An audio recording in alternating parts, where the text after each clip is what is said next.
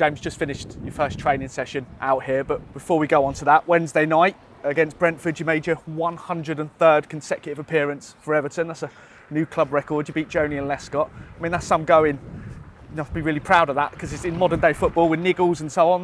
That's a real achievement. Yeah, I am. I mean, I'm a bit fortunate. I have been a bit fortunate. I've not managed to pick up an injury in that time, or I've managed to just manage things that I have picked up and been able to get through games.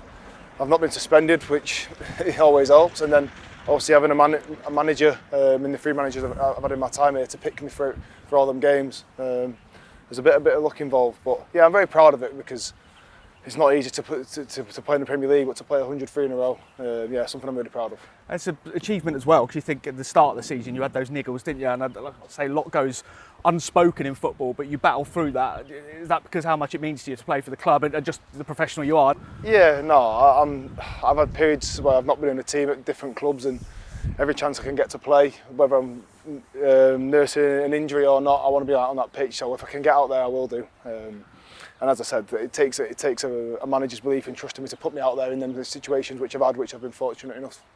As I say, we're out here in the UAE for a warm weather training camp. How important is this just for a bit of team bonding? Obviously the results in recent weeks as well and the benefits you get from coming out here. Yeah, no, it's nice, it is. The Christmas and January period can be quite difficult, a lot of games.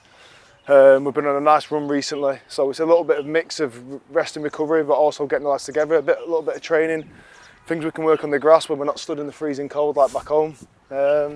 Yeah, I've always valued the importance of coming away on these little trips because sometimes at the training ground so much goes on in the day, you don't really get much time to spend time with the lads and integrate, so a little bit of extra time bonding it's been nice. And I think it's fair to say, as a squad, you've earned it. I mean, the pick-up in form, 7 games unbeaten, you know, the goals we're scoring in consecutive, it's been a real turnaround under the new manager, isn't it?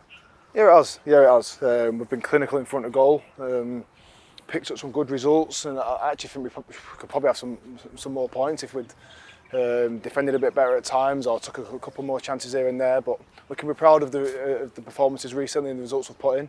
And we want to continue. We've put ourselves in a nice position going into these final games, and we can really go and put a stamp down in this league and show what we can do.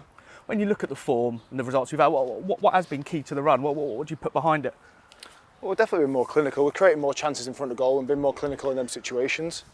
And then we're taking the tactics and we're learning from the manager and the staff daily, and we're improving and getting better, and that's what it's all been about. And then people have stepped up to the plate, people are scoring goals, people are playing well, and that's brought results. It's probably not been said enough, really. We've done it as well with quite a few key players out injured as well. It's showed people, like you say, people stepping up.